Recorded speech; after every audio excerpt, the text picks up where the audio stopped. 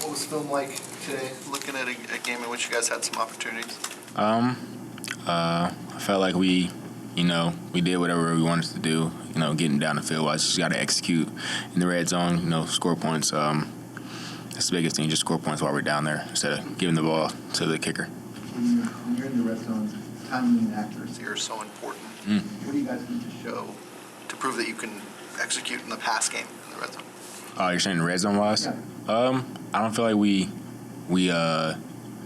probably caught like one or two, passing plays down there, and one of them I messed up on, so the play didn't work out as well. And Which one was that? it was like the one where Cole was to the flat Oh, on The the bootleg? on the left side. Yeah. So I'm like the second option, and or the first or second option. It's regardless how he reads it. And then so it was kind of like just stuff like that, misassignment and stuff. Did you run the wrong thing, or how did you mess it? Yeah, I ran the wrong thing. Yeah, it's just how the formation came in. I thought I had this route, but I didn't have that route at the time. So. How do you evaluate the game compared to the first three games in terms of like the hits stuff? Wait, say that again for me. How do you evaluate yesterday's game compared to the first three games in terms of the hits things that you guys are trying to do? I felt like we were, we were playing fast. We were playing, offensively. I don't know what the defense talks about, but I feel like I said, we did what we wanted to do, getting down the field wise. I think we only punted twice. I'm not sure, but the second punt that we did, kudos to Eddie for catching the pick, but it kind of set us up in a bad position, and then it was we were kind of back up and stuff. But that's the only thing I can really think of just when we really had to punt or something like that. Darnell, when you watch the tape again, are you happy with how open you're getting on plays, generally speaking? Not happy at all? Somewhat happy? There's some plays that I could have did something more to to get open, but they were sending some crazy things, and sometimes we didn't have that many people to block someone, and just he had to use his feet to get us out of a certain situation. So, and we knew sometimes they were going to send crazy things at random times, and sometimes they did that, sometimes they didn't. So, On the play you were Talk about with Komet in the flat. What is your job on Ward? Do you chip him a little and go, or what? yeah. So based on the formation, I thought I had the chip, and then EQ has the corner, but we kind of got like miscommunication wise. So, yeah, exactly. How does that get mixed up? Just based off what the formation came in, I thought I heard something else, and some guys heard something else as well. So it was just me as well. I was the only one that messed up on the play. Would the entire offense go over the fumble and the loose ball that was hanging out there? You talking about more so in the red zone area, or you're talking? When Justin got hit and the ball was loose. Yeah. Anytime like you just see the ball just on the ground, you have to get on it. We kind of preach that in practice as well. The defensive guys are always running to the ball regardless of what's happening, regardless if it's 7-on-7 or whatnot. But so we just anytime you see a ball just randomly out there, you got to get on the ball regardless. So they definitely spoke on that for sure. Darnell, on your first catch of the game, the second play for you guys of the game on offense, what's your route in that play? Is that a play where you're kind of just finding a soft spot in coverage and getting yourself open for Justin, or did the route kind of progress there? Yeah, they gave us the zone that we were looking for on the perfect play call. So I'm just sitting in that zone, and if I get man to man, I can make a decision to break out, or I can do whatever I have to do to get open. And I sat in the zone. Justin see me, put a good strike on the ball, and good catch. Coach, you seemed excited after the game that you got going a little bit. And what did it feel like to you yesterday? Did it feel like something unlocked that can be carried forward? Some things that I've been doing, all year, except for the first two games or whatnot. But OTAs, training camp, and all that, some things. But I wasn't satisfied. We didn't get the win. I didn't get to do. I was somewhat of a playmaker to get us some spark plays or whatnot, but I didn't do enough to get the win. So I didn't get in the end zone on the the go ball. I thought he touched me. I thought he clicked my heel, but then my feet ended up clicking myself. So. Right late in the first half, you were uncovered, basically up the seam. They kind of busted a coverage, and you were flat. What did Justin explain to you when you got back on why he didn't see you? On that one, it's like a four vertical play, and I think that was more so my just thinking wise, and that's where it comes like a hassle of just like trying to learn the playbook so much.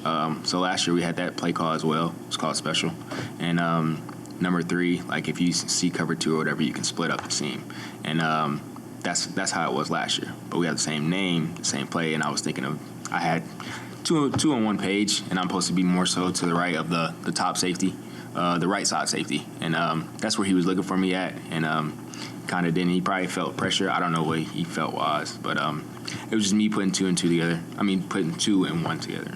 You're coming to the left slot there. How are you supposed to get over right of the right safety on that one? It's the hash. It's like their hash, and the safety was going more so with the go route on the outside. So Right. yeah. Is that something you got to adjust to mid-play, though? I mean, it's a touchdown if he sees you. Yeah, true. And then we're not talking about it as well. So, yeah, I just got to be in the right spot. So.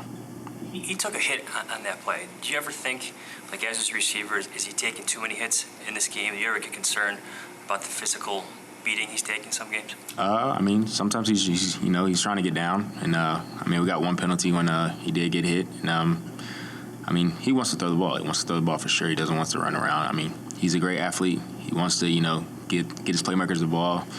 Just sometimes you have to do it sometimes, and you don't. So it was just happened how the game had happened.